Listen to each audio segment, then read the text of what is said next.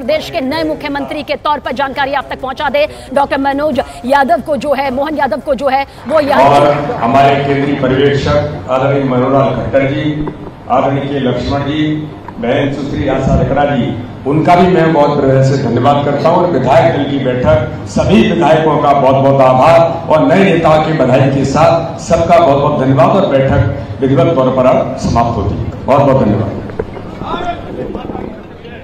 और सियासी तौर पर आपको जानकारी भी पहुंचा दें, क्योंकि अब मध्य प्रदेश को नया मुख्यमंत्री यहां पर मिल चुका है। मोहन यादव जो हैं वो उज्जैन दक्षिण से विधायक हैं, 3 बार जीत हासिल करके हैट्रिक लगा चुके हैं। प्रतिष्ठा कहते हैं इस बार जैसे ही दांव पर लगी तो पूरे जोश के साथ और अपने पूरे सियासी समीकरण और मैनेजमेंट के साथ उतरना भी उनकी शख्सियत का एक सबसे खास हिस्सा माना जाता है। बेबाक नेता के तौर पर भी वो जाने जाते हैं। जानकारी जो यहाँ पर सामने आ रही है, अब जाहिर सी बात है मुख्यमंत्री के तौर पर वो यहाँ पर काबिज हो चुके हैं और इसी ऐलान के साथ अब इस सभी कयासों पर विराम लग चुका है कि कौन मुख्यमंत्री यहाँ पर होगा, क्योंकि अब आखिरकार चुन लिया गया है मोहन सिंह यादव को बतौर मुख्यमंत्री मध्य प्रदेश की सियासत पर काबिज होने का। और हमारे वरिष्ठ सहयोगी अमिताभ सिन्हा जी हमारे साथ मौजूद हैं। अमिताभ जी, सीधा रुख आपके सामने करेंगे, क्या मानते हैं आप, मोहन सिंह यादव एक सोचा समझा चेहरा या फिर उस महामंथन का नतीजा? महामंथन से ज़्यादा सोचा समझा चेहरा है। मैं पहले भी हम लोगों ने खबर चलाई थी कि कोई भी इस्टेब्लिश चेहरा या जो मुख्यमंत्री रह चुके हैं वो उनको रिपीट नहीं किया जाएगा। नया चेहरा ही हर राज्य में मुख्यमंत्री बनेगा। और पहली शुरुआत आपने कल छत्तीसगढ़ में देखी है, जब एक आदिवासी इलाके से बीजेपी ने जब बहुत अच्छी जीत हासिल की, सरगुजा की 14 सीटें हासिल की, तो विष्णुदेव साई को मुख्यमंत्री बनाया गया। यहाँ भी बीजेपी को बुंदेलखंड का इलाका हो चाहे रीवा का इलाका हो, इन तमाम इलाकों में जो उत्तर प्रदेश से लगे हुए इलाके हैं, इन तमाम इलाकों से बीजेपी को लग रहा था कि बहुत अच्छी सीटें नहीं आने वाली हैं। वहाँ पर पार्टी ने अच्छा परफॉर्म किया है।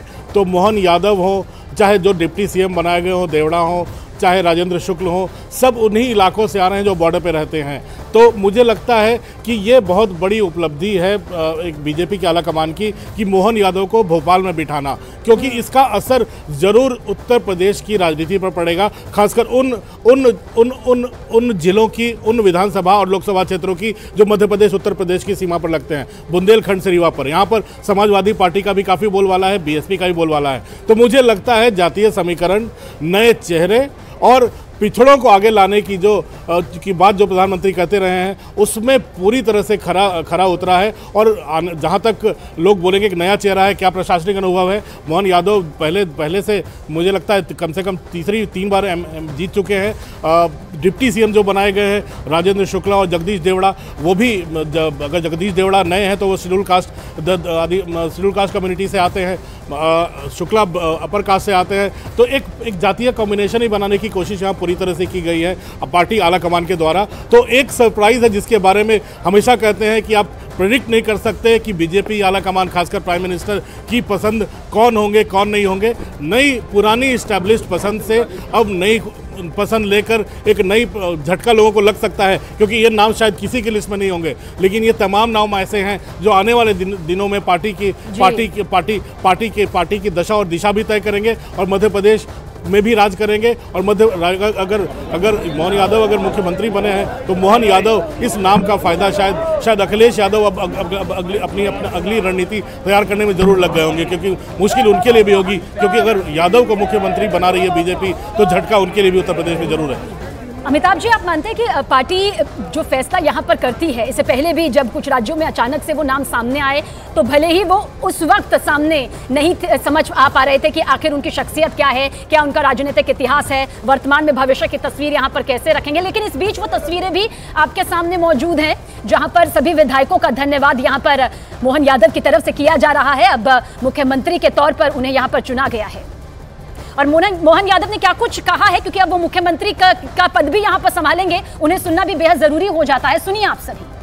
तरक्की करेंगे वो, ये तो महाकाल की कृपा है, बाबा महाकाल की कृपा है, महाकाल की कृपा से बहुत आगे बढ़ रहे हैं। अब बताओ, महाकाल कितने बड़े भक्त थे? हाँ, महाकाल तो बहुत बड़े भक्त थे। महाकाल तो जब यहाँ उज्जैन आते तो महाकाल तो जाना होता ही था उनका भी। हाँ, अभी सुबह भी महाकाल होकर ही आया। ये इनकी बड़ी बहन है कलावती यादव। दीदी आप बताएं जी, कितनी खुशी आपको? खुशी तो है ही, भारतीय जनता पार्टी की बम्पर जीत मिली और पार्टी का क्या आपने कल्पना भी की थी इससे कि भगवान महाकाल का आशीर्वाद है, पार्टी का आशीर्वाद है और निश्चित रूप से बहुत खुशी की बात है। उन संघर्ष भी बहुत है, 1984 से सतत काम किया है भारतीय जनता पार्टी का और हम विद्यार्थी परिषद के कार्यकर्ता के रूप में राष्ट्रीय स्तर तक काम किया है और सतत काम किया है। निश्चित रूप से उसका परिणाम है, बड़ों का आशीर्वाद है, पार्टी का आशीर्वाद है और बाबा महाकाल का आशीर्वाद। उनकी दिनचर्या क्या हुआ करती थी दिन में बाबा महाकाल को लेकर? बाबा महाकाल को लेकर दिनचर्या क्या हुआ करती थी उनकी? बाबा महाकाल को लेकर जब भी उज्जैन में आते थे बाबा महाकाल का आशीर्वाद लेते थे। कल भी बाबा महाकाल का आशीर्वाद लेकर गए हैं यहाँ से।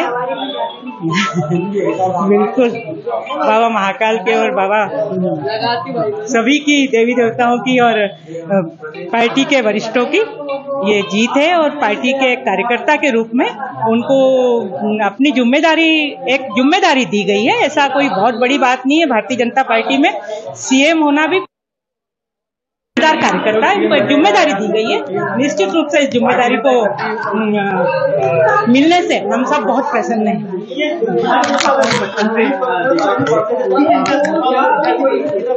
विद्यार्थी परिषद से ही राष्ट्रीय स्तर तक काम किया है। उनकी गुड़िया बहुत छोटी थी, इतनी बड़ी गुड़िया उनकी बेटी का बालक है, वो बेटी बहुत इतनी बड़ी थी तब शिवा भैया विधायक हुआ करते थे। उन्होंने कहा मोहन तेरी गुड़िया घुटने चलती है कि नहीं चलती है? तो भैया बोले भैया मैं जब निकलता हूँ घर से वो सोई रहती है, मैं पहुँचता हूँ तब वो सोई रहती है, तो मैं घर पहुँच के देख के बताऊंगा। ऐसी बिना किसी पद पे रहे भी वो इतने व्यस्त और प्रवास में रहते थे, निश्चित रूप से पार्टी का काम करते थे।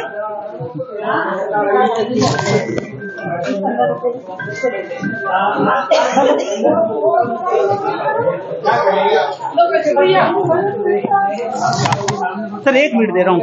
कलावती यादव उनकी बहन को उठाती है और सीधे मुख्यमंत्री और बड़े बड़े पदों पे बैठाती है।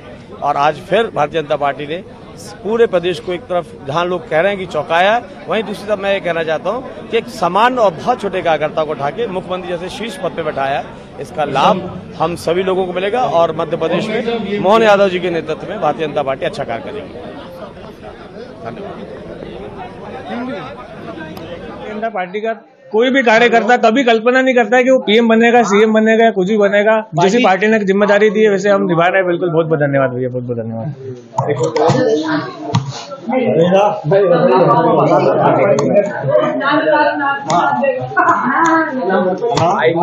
क्यों इनके शादी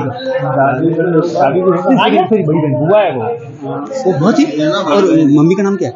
सीमा यादव जी विधायक दल के नेता चुने गए हैं। राष्ट्रीय स्वयंसेवक संघ विद्यार्थी परिषद के माध्यम से विभिन्न दायित्वों को उन्होंने निभाया है।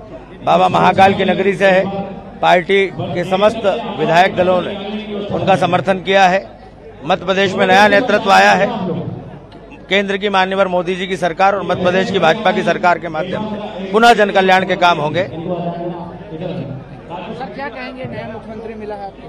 मैं सभी विधायक संगठन के जितने भी नेता हैं, विशिष्ट नेताओं उनको बधाई देना चाहता हूं कि एक जमीनी कार्यकर्ता को जो मौका दिया है, इसको कहते हैं भारतीय जनता पार्टी जो करती है वो ऐसे काम करती है जो एक आम कार्यकर्ता के लिए जो अंतिम छोर तक फायदा मिलता है वो आज देखने को मिला है।